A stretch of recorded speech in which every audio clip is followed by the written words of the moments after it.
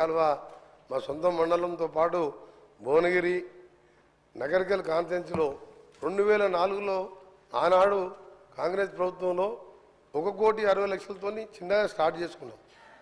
ఆ తర్వాత 26 కోట్లు ఒకసారి నేను మినిస్టర్గా ఉన్నప్పుడు అప్పుడు 2009లో శాంక్షన్ చేయడం జరిగింది. దాని తర్వాత ఆ వర్క్ టెండర్ పిలిచి గత ప్రభుత్వంలో దాని పనులు ఎక్కడికక్కడ నిలిచిపోయిన అధ్యక్ష.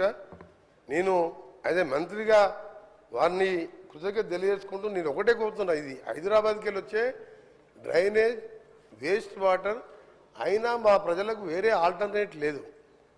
ఇరిగేషన్ వ్యవసాయం చేసుకోవాలంటే కొండపోచమ్మకి వెళ్ళి బస్వాపూర్కి వెళ్ళి అక్కడికి వెళ్ళి చిట్యాల వరకు అలైన్మెంట్ ఫిక్స్ చేసిండ్రు.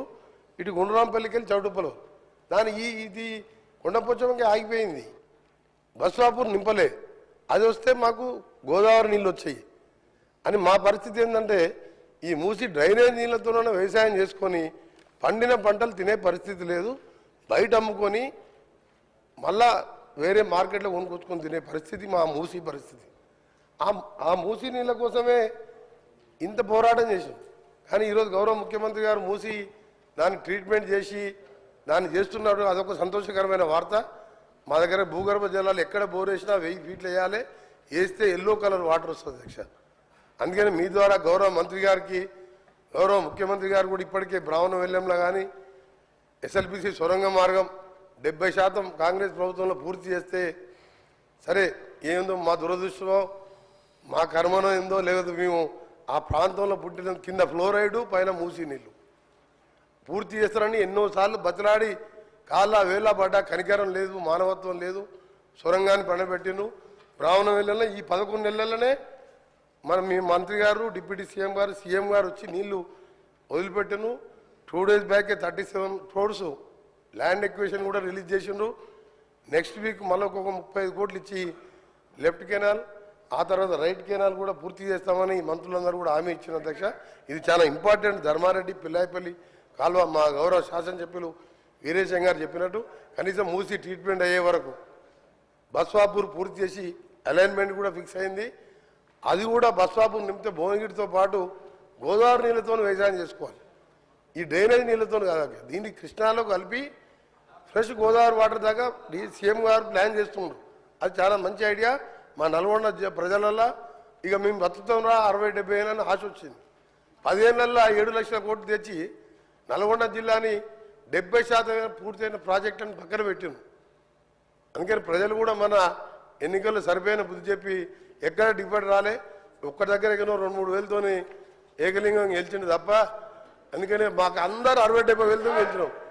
60-70 వేలతో గెలిచినాం అధ్యక్ష. 60-70 వేలతో గెలిచినాం.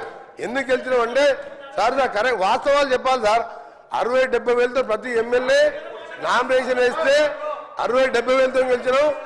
నల్గొండ పార్లమెంట్ సభ్యుడు భారతదేశంలో సౌత్ ఇండియాలో 5,75,000 ఓట్లతో గెలిచిందంటే మా ప్రజలు గత ప్రభుత్వం మీద ఎంత కసిగా ఉన్నారో అది ఎగ్జాంపుల్ దాని దగ్గర.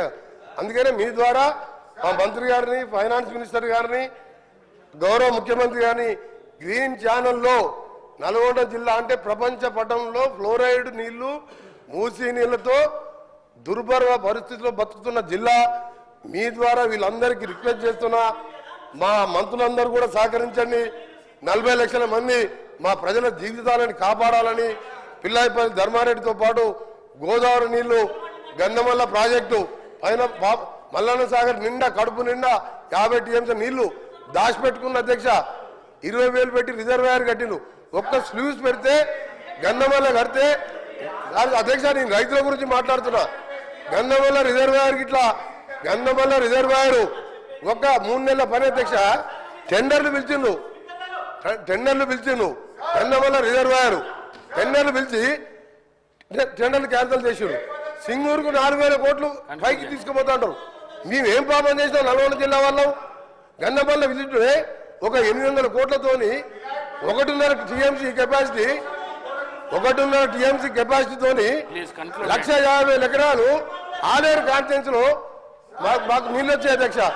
దయచేసి మీ ద్వారా మా మంత్రులందరికీ, గౌరవ ముఖ్యమంత్రి గారికి, డిప్యూటీ సీఎం గారికి, ఉత్తమ్ కుమార్ రెడ్డి గారికి, మిగతా మంత్రులు సహకరించి మా జిల్లాకు అందరూ అండగా ఉండాలని చేతులెత్తి నమస్కరిస్తూ మీకు ధన్యవాదాలు తెలియజేస్తున్నాం అధ్యక్ష. హరీష్ రావు గౌరవ స్పీకర్ గారికి దయచేసి, ఎందుకంటే ఇక్కడ పెద్దలు పోచారం శ్రీనివాసరెడ్డి గారు స్పీకర్గా పనిచేసిన వాళ్ళు కూడా చాలామంది ఉన్నారు. Cabinet is a collective decision. నేను చాలా సంవత్సరాల నుంచి సభలో ఉన్న తప్ప మంత్రి లేచి ఇంకొక మంత్రిని ప్రశ్నలు అడిగేటువంటి సంస్కృతి ఉండదు. బికాజ్ క్యాబినెట్ అనేది ఒక కలెక్టివ్ డెసిషన్. మంత్రి అనేది ఒక పోర్ట్ఫోలియో చూసినా అన్ని శాఖలకు సమానమైనటువంటి బాధ్యతను మంత్రి కలిగి ఉంటాడు. ఇవాళ మీరు కూడా దయచేసి నేను మీతో కోరేది ఏంటంటే, మీరు కూడా ఇట్లా ఒక మంత్రి లేచి ఇంకో మంత్రిని ప్రశ్నలు అడగడానికి అవకాశం ఇస్తే అసలు ప్రశ్నోత్తరాల సమయం యొక్క దాని మీనింగే మారిపోతుంది అధ్యక్ష. దయచేసి లేని సంస్కృతిని తీసుకురావద్దు. మంత్రి అనే వాళ్ళు క్యాబినెట్లో మాట్లాడుకోవచ్చు. Government is a collective decision. ఇట్లా మినిస్టర్లు లేచి అడిగే సంస్కృతి ఉండదు. నంబర్ 1. నంబర్ 2, గతంలో కూడా కోమటిరెడ్డి వెంకటరెడ్డి గారు అప్పుడు కూడా మంత్రిగా ఉన్నారు వారు. మరి వారి హయాంలోనే ఈ మూసి ఈ రకంగా జరిగింది. మీరు మంత్రిగా ఉన్నప్పుడు సరిగా చేసి ఉంటే ఈ పరిస్థితి ఎందుకు? కోమటిరెడ్డి వెంకటరెడ్డి నేను హరీష్ రావు గారికి చెప్తున్నా, 21 సంవత్సరాలు అనుభవం ఉన్న హరీష్ రావు గారిని అడుగుతున్నా, మీకు ఎల్పీ లీడర్ లేడు, నువ్వు డిప్యూటీ లీడర్వా శాసనసభ్యునివా? క్వశ్చన్ అవర్లో నిన్న కూడా నువ్వు మైక్ తీసుకున్నావు, మా స్పీకర్ మంచోళ్ళు కాబట్టి నీకు మైక్ ఇచ్చాను. నీ ఏ హోదాలు అడుగుతున్నావు? నువ్వు ఏ హోదాలో నువ్వు మాట్లాడుతున్నావు? నువ్వు ఏ హోదాలో గౌరవ్ సార్ ఒక నిమిషం సార్, చాలా ఇంపార్టెంట్ ఇది ఫర్ ఎవర్. తెలంగాణ ప్రజలకు తెలవాలి సార్. తెలంగాణ ప్రజలకు తెలవాలి. తెలంగాణ ప్రజలకు ప్రతిపక్ష నాయకుడు సంవత్సర కాలంగా సభకు రాకపోవడం ఈ సభనే కాదు, తెలంగాణ ప్రజలని అవమానపరిచినట్టుగా ప్రజలందరూ అనుకుంటారు అధ్యక్ష. ఈయన డిప్యూటీ లీడర్ సార్, ఇలా కార్యవర్గం ఏర్పాటు చేసినా ప్రతిసారి ఈయనకి ఎందుకు ఇస్తున్నాము అంటే మిమ్మల్ని అంటలేను, ఆయన అడిగే హక్కు లేదు, ఆయన మామూలు ఎమ్మెల్యే మాత్రమే. అందుకనే గౌరవ చెప్తున్నా, నా బాధతోని నల్గొండ ప్రజల కడుపులో ఆవేదన, ఫ్లోరైడ్ మూసి నీళ్లు చచ్చిపోతున్నారు సార్. మధ్యలో పేదవాళ్ళు డబ్బున్న వాళ్ళు హైదరాబాద్కి వచ్చిండ్రు, డబ్బు లేని దళితులు గిరిజనులు నల్గొండలు చచ్చిపోతున్నారు.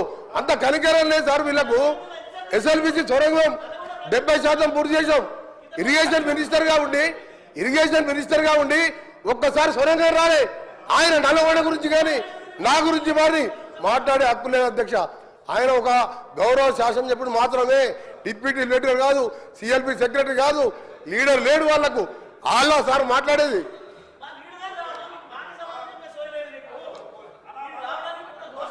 సార్, ఇప్పుడు ఈ రాష్ట్రాన్ని అతి ఎక్కువ కాలం పాలించింది కాంగ్రెస్ పార్టీ. ఇవాళ మూసీలో ఇవాళ నల్గొండ జిల్లా ప్రజలు ఏదైనా బాధపడుతున్నారంటే దానికి ప్రథమ ముద్దాయి కాంగ్రెస్ పార్టీయే. ఎందుకంటే ఈ రాష్ట్రాన్ని ఎక్కువ రోజులు పాలించిందే కాంగ్రెస్ పార్టీ. మీరేం చేసిందని మమ్మల్ని మాట్లాడుతున్నారు. ఎస్ఆర్ఎస్పి స్టేజ్ 2 పనులు పూర్తి చేసి కాళేశ్వరం జలాలను నల్లగొండ జిల్లా తుంగతుర్తి, సూర్యాపేట, కోదాడ ప్రజలకు అందించిన పార్టీ. ప్రతిపక్షం వారికి కూడా వర్తిస్తుంది. ఎందుకనంటే నిన్నంతా చూసాం మనం. ఒక్క అంశం పైన అర్ధగంట జరుగుతుందా సార్? అర్ధగంట ఇలా జరుగుతూ ఉంటే మిగిలిన సభ్యుల హక్కులు కోల్పోయినట్లే కదా. మేము ఇచ్చిన ప్రశ్నలు రావు కదా.